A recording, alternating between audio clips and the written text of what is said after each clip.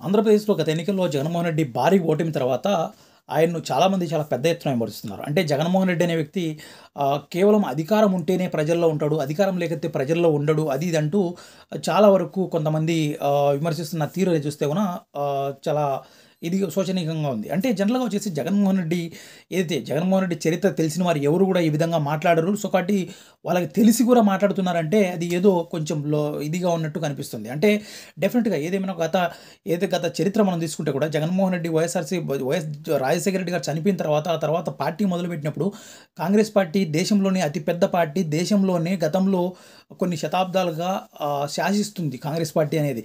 So, కాబట్టి సోనియా గాంధీ అనే వ్యక్తికి ఎవరైనా కూడా ఎదురు తిరిగితే కూడా వాళ్ళ పార్టీలు కావచ్చు, వాళ్ళు కావచ్చు, ఆ కుటుంబాలను కావచ్చు సర్వనాశనం అయిపోయాయి. అంతేకాదు కనుమరుగైపోయాయి కూడా రాజకీయంగా కూడా.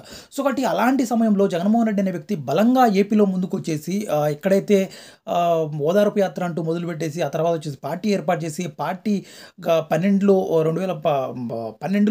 పార్టీ ఏర్పాటైన తర్వాత అప్పటి నుంచి కూడా జగన్మోహన్ రెడ్డి సుదీర్ఘంగా తను చేసిన ప్రతి ఒక్కటి మనం చూసుకుంటూ వచ్చాం. ఒక పోరాటంగా ఒక యుద్ధంలాగా చేసుకుంటూ వచ్చాడు. ఆ తర్వాత జైలుకెళ్ళడం జరిగింది. దాదాపు 19 నెలలు జైల్లో కూడా కూర్చోవడం జరిగింది. ఆ తర్వాత కూడా ప్రజల కోసం బయటకొచ్చిన తర్వాత చాలా చాలా బలంగా తను పోరాడిన తీరుడు మనం చూడడం జరిగింది. ఆ తర్వాత 2014లో కూడా ఆయన ఏదైతే కేవలం 5,00,000 ఓట్ల తేడాతోనే ఓడిపోవడం జరిగింది. అంటే చంద్రబాబు నాయుడు అనే వ్యక్తి కొత్త రాష్ట్రం అప్పటికే విడిపోవడం వల్ల ఈ రాష్ట్రం కొత్త రాష్ట్రం అనేది ఈ రాష్ట్రం ఒక అనుభవజ్ఞుడు ఉంటే గున రాష్ట్రం అభివృద్ధిలో చెందుతుంది. సో, కాబట్టి ఆయన అయితేనే దీన్ని గాడిలో పెట్టగలడు అనే ఒక్క మాట కావచ్చు. అదేవిధంగా ఏదైతే రుణమాఫీ కావచ్చు, పేదల వ్యవసాయ రుణాలకు సంబంధించి కూడా వాళ్ళు పూర్తిగా రుణమాఫీ చేస్తాము, బంగారం రుణాలు మాఫీ చేస్తాం అన్నప్పటికీ సో, కాబట్టి దానివల్ల ఈ 5,00,000 ఓట్లు వచ్చాయని కూడా చెప్పడం జరిగింది. సో, కాబట్టి ఆ రోజు అలా జరిపినా కూడా 2014 నుంచి కూడా 19 వరకు జగన్మోహన్ రెడ్డి సుదీర్ఘంగా చాలా బలంగా ప్రతిపక్ష నాయకుడిగా పోరాడడం జరిగింది.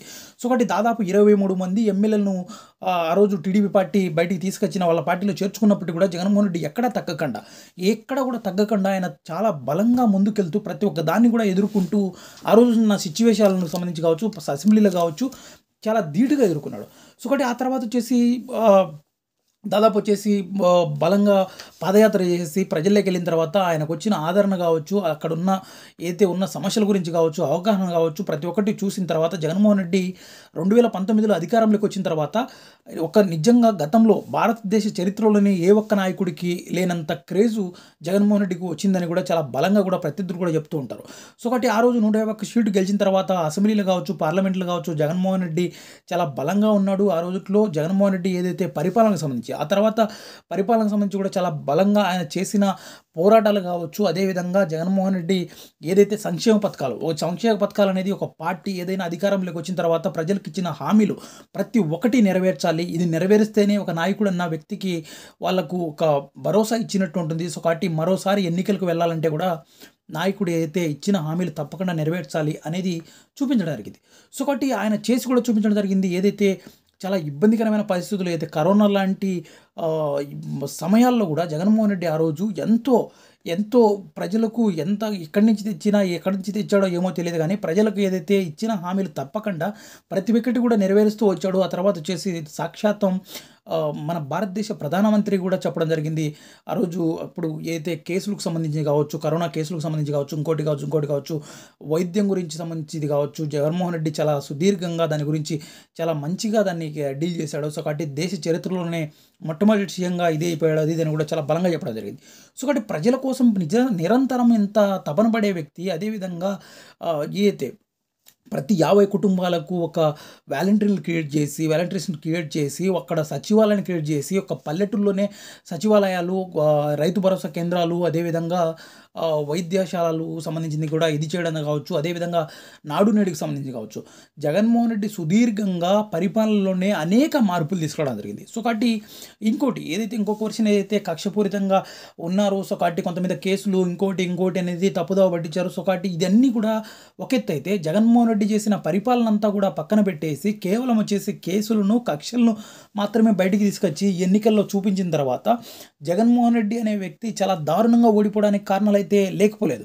సో, కాబట్టి ఇలా ఓడిపోవడానికి కూడా కారణాలేంటి? డెఫినెట్‌గా వచ్చేసి జగన్మోహన్ రెడ్డి అయితే ఎవరినైతే క్రియేట్ చేశాడో ఆ వాలంటీర్స్‌ని క్రియేట్ చేసిన తర్వాత డైరెక్ట్‌గా జగన్మోహన్ రెడ్డి టు ప్రజలు అన్నదాన్ని జగన్మోహన్ రెడ్డి చాలా బలంగా నమ్మాడు. అంటే వీళ్ళ మధ్యలో ఎవరైతే కార్యకర్త అనే వ్యక్తి ఎవరు ఉంటారో, ఒక నాయకుడు అనే వ్యక్తి ఎవరు ఉంటారో, ఒక ఎమ్మెల్యే అనే వ్యక్తి ఎవరు ఉంటారో వాళ్ళందరూ కూడా కనుమరుగైపోయారు.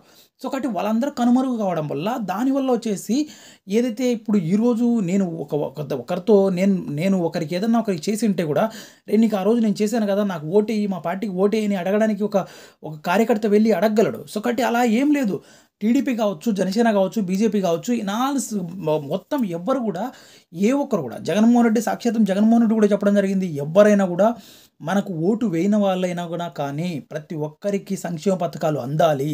అది ఇది అని కూడా చాలా బలంగా చెప్పి ఆ రోజు ప్రతి ఒక్కడు కూడా ఎక్కడ కూడా భిన్నాభిప్రాయాలు లేకుండా కూడా సమానంగా పంచిపెట్టడం జరిగింది. ప్రతి ఒక్క సంక్షేమ పథకాలు కూడా జగన్మోహన్ రెడ్డి ఆ రోజు. సో, కాబట్టి ఇంత సుదీర్ఘమైన రాజకీయంగా కావచ్చు, రాజకీయ సంక్షేమ పథకాలు కావచ్చు, అన్ని మార్పులు తీసుకున్న జగన్మోహన్ రెడ్డి మీద ఈరోజు ఇంతగా మాట్లాడుతున్న కొంతమంది విశ్లేషకులు కూడా, అంటే జనరల్‌గా ఏదైనా ఒక రకంగా ఎవరైనా ట్రోలర్స్ మాట్లాడుతున్నారా, ఇంకోటి అంటే ఏదన్నా ఆశ్చర్యపోనవసరం లేదు. సో, కాబట్టి విశ్లేషకులు కూడా మాట్లాడుతున్న మాటలంటే జగన్మోహన్ రెడ్డి కేవలం అధికారం ఉంటేనే బయటకొస్తాడు. జగన్మోహన్ రెడ్డి అధికారం లేనందువలన సో, కాబట్టి ఇంకా మరవలేకున్నాడు.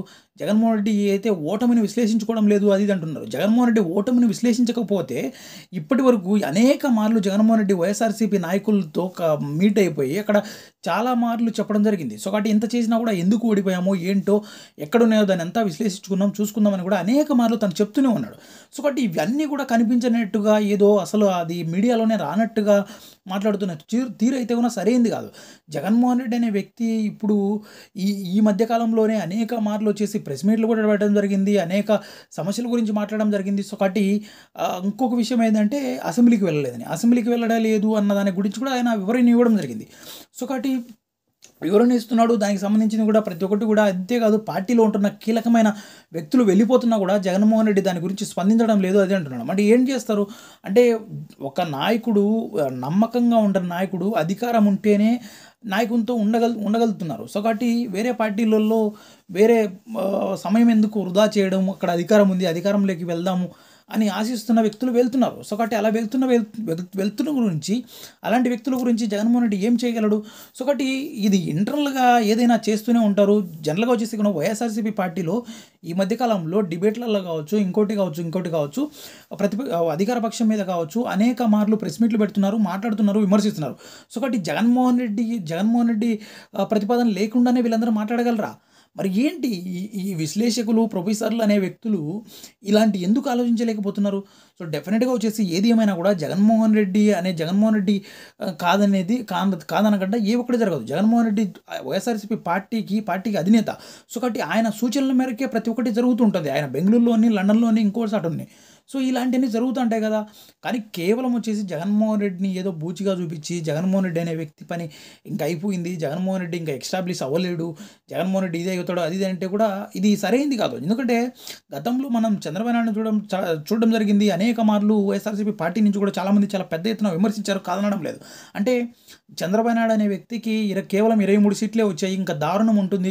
చంద్రబాబు నాయుడు అనే వ్యక్తి ఇంకోసారి అధికారంలోకి రాడు, అసలు ఇంక పార్టీనే ఉండదు అది ఇది అని మాట్లాడారు. మరి ఈరోజు 164 సీట్లతో అధికారంలో ఉన్నారు ఈరోజు వచ్చేసి. సో, కాబట్టి ఇది ఎక్కడి నుంచి వచ్చింది? సో, వచ్చేసి బలంగా వచ్చేసి ఇట్లా మార్పు అనేది ప్రజల్లోంచి వస్తుంది. ఎవరైతే పరిపాలిస్తున్నారో ఆ పరిపాలన చూస్తూ ఉంటారు. ఆ పరిపాలనకు సంబంధించింది కూడా ప్రతి ఒక్కటి ఇది ఉంటుంది.